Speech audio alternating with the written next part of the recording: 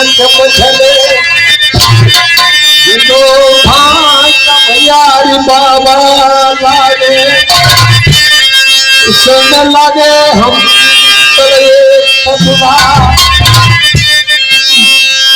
आप पुत्र के होते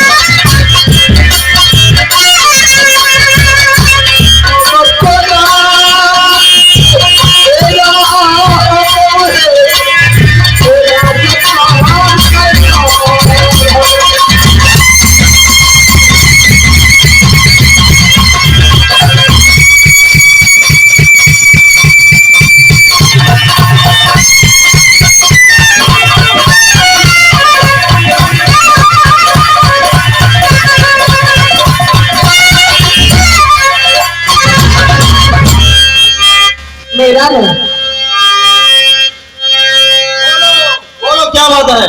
मुझे अंदर जाने दो, जा करके देखूंगी कि मर गया कि जिंदा है। अगर जिंदा होगा तो जाकर के कम से कम मरते दम तक पानी तो पिला दो। देखो किसी को सगुन सगुन होता है। सुबह सुबह एक भी पैसेंजर मुझको हाथ नहीं लगा है। कितना माल इधर से पास हो गया, मगर तुम बोलते हो मुझको जाने दो। हाँ, मेरा ना उनसे मिलना है एक बार। अगर मर गया होगा तो मारा मुंह देख लेंगे, अगर जिंदा होगा तो जाकर पानी पिला देंगे, ताकि मरते दम तक आत्मा को शांति मिल जाएगा उनको। वो मारा हो या जिंदा हो, उससे मुझको क्या लेना देना है? एक बार में तो मुझे जाने नहीं।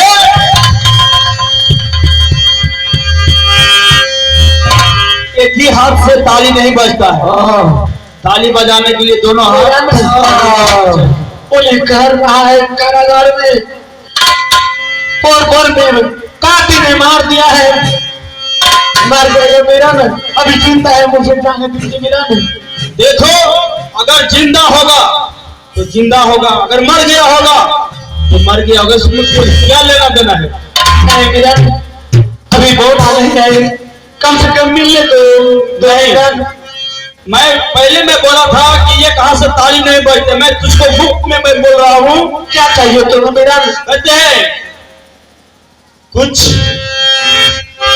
तो मेरे पिताश्री ने जितने माल खजाना के चाबी है वो सारा चाबी बोना के दे दिया है, मेरे पास कुछ नहीं है, क्या दो तुम्हें? कहते हैं चुप रहना तो चुप रहना, इधर बहुत ठोक लोग आएगा, कुछ समझ जाएगा तो हमको डिप्टी से निकाल जाएगा। चुप रहना तो चुप रहना, पर चुप रहना मुमकिन है, मन की बात आंखों से समझ लो, मुंह से कहना मुश्किल है। अगर साइड में हमारे से जो बड़ा फौज है अगर सुन जाएगा तो मुझको डिप्टी से निकाल देगा। मेरा आपस तुम्हें खाने पीने के लिए देंगी, पहले तो पानी पिला लेने दीजिए, मर जाएगा वो मेरा। चल ठीक है, अगर नहीं दोगे तो फिर दोबारा नहीं मिलने दूंगा। ठीक है मेरा।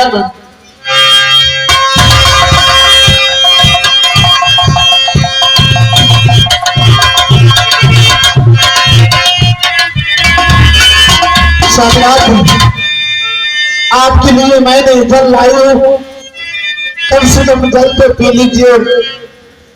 क्या करूं, विधाता की गति कुछ जानी नहीं जाती है, पल में परले कर देते हैं मनुष्य की, कुछ तो कोई गलती नहीं है।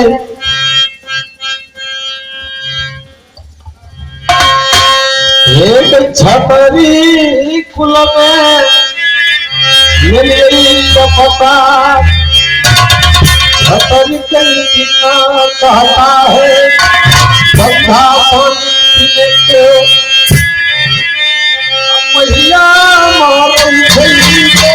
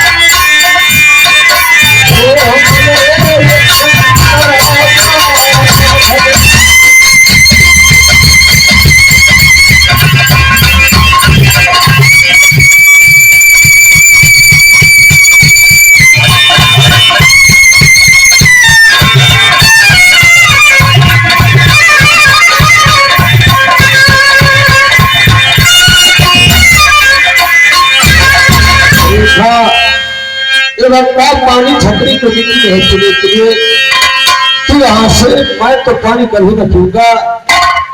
यहाँ से कोई खबर हमारे चाचा उड़ेचन को, मेरी माता को, सोना को खबर जना दो, नहीं तो मैं मर जाऊंगा, तू भी विधवा हो जाओगी और तेरी जो सुनी पनवा है वो भी विधवा हो जाएगी।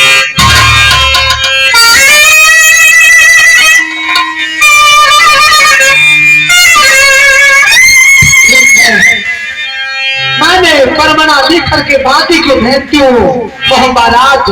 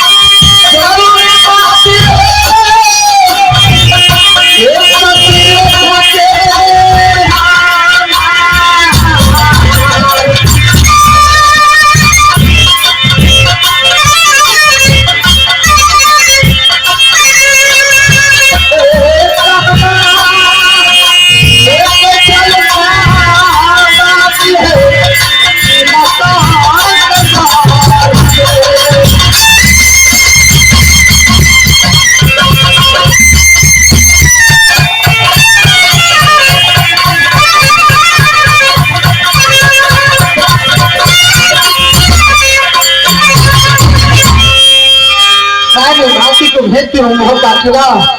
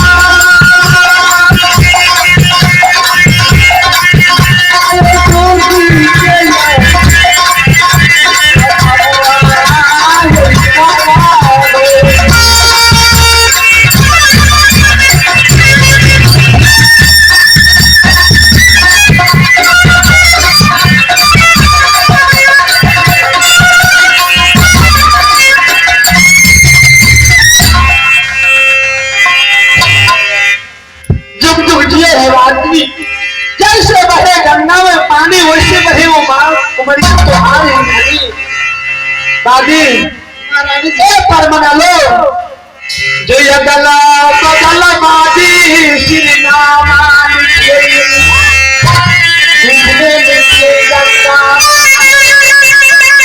सास सलामी सासू सोना की हे सासू जी आपको बेटा शंकर घर में बांध ले चुका है। परमाना जाते हुई देर मत लगाना नहीं तो बेटा तुम्हारा शंकर घर में मर जाएगा सासू। मैंने सारा कहानी लिख दिया हो जा करके मोहब्बा किला में कोई सुरा भेजे न तो सोना सासू के परमाना दे करके तुरंत आना वादिन जल्द वादिन जाती यही बादल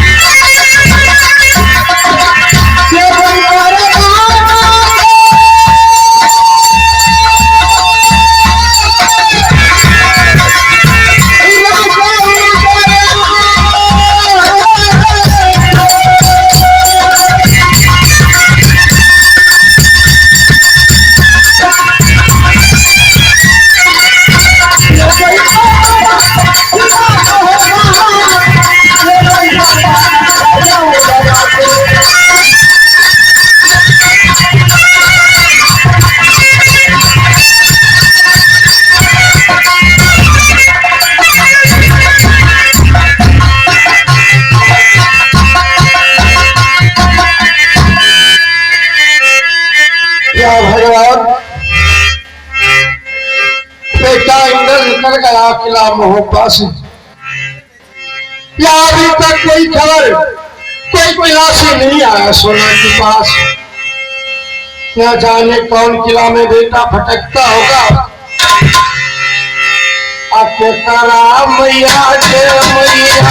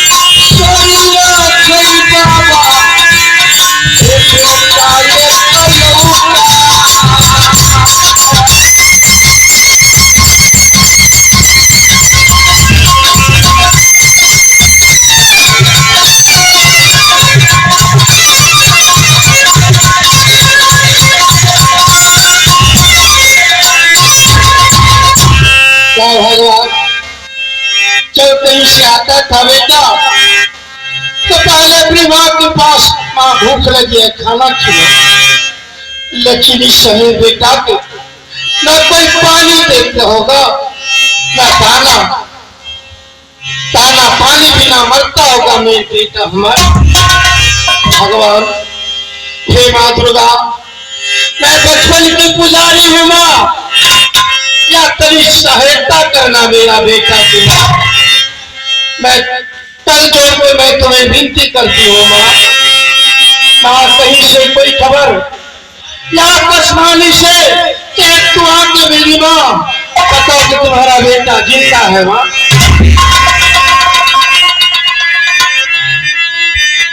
अब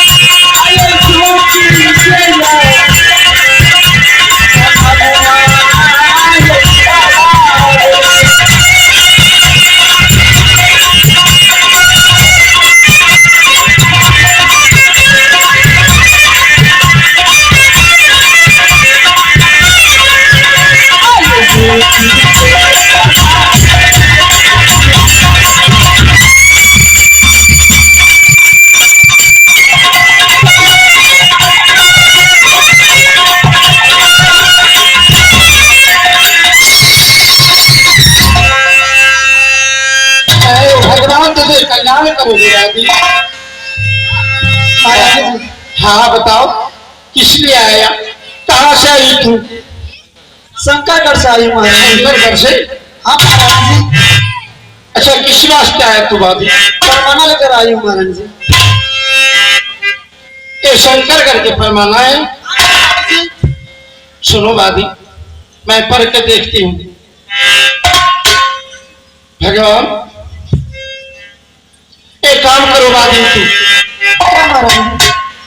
तो चलिए जाना शंकरगढ़, मैं फिर से पैमाना लिखती हूँ। भगवान इस समय मेरा बेटा लौटा कारागार में बंद है। भगवान दादी तो एक काम करो, मैं पैमाना लिखती हूँ, तू तो देवर को पका दो। थोड़ा दिन बंगला है मेरा देवर की दादी, क्या पका सकते हैं दादी? क्यों नहीं महाराज जी? अगल बगल श्री नामा लिखिए, साथे निकल गई राम। है सलामी भाभी सोना की, देवर सोना की तरफ से आशीर्वाद। ये घटे परमाना देर न करना, हे बेटा मर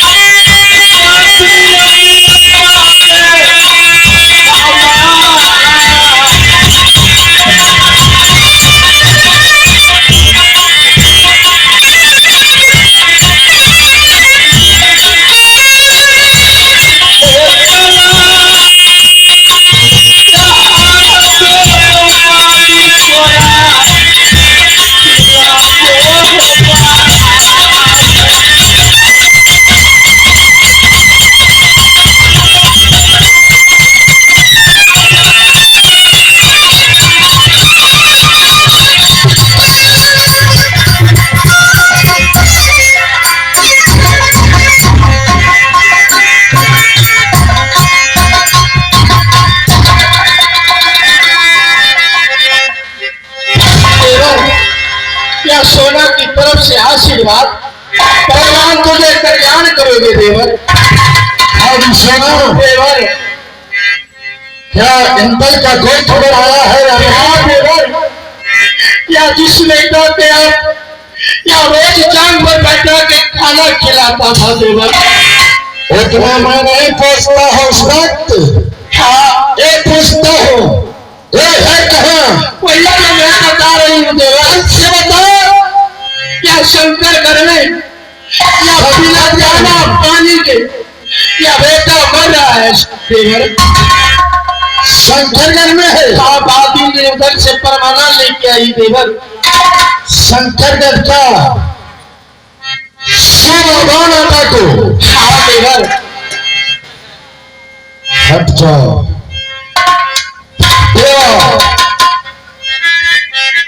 बोलिए भैया, चलो इस वक्त शंकर घर जाना है। बेटा इंदल काला कार में बांधा हुआ है, विलंब होगा। अरे भैया जाना ही सकता है। भैया ध्यान से सुनिए। सुना, शंकरगढ़ कैसे जाओगे? कैसे जाओगे? अरे भैया तू भी मारा जाओगे, वहां हम भी मारा जाओगे। कैसे मारे जाओगे? भावना डाकू को बात किया है ना? क्या नहीं? भावना डाकू को भैया पास में ब्रह्मशास्त्र है। ब्रह्मशास्त्र जिसे कहता है बाबा का पास है, उसका कोई उपाय है? उपाय तो है भैया। कहाँ पे है? यहाँ से बनारस चलिए। बनारस जहाँ दादा सैयद का किला है, सही बात है। अली अकबर है, अली बख्श है। क्यों नहीं भैया? चलो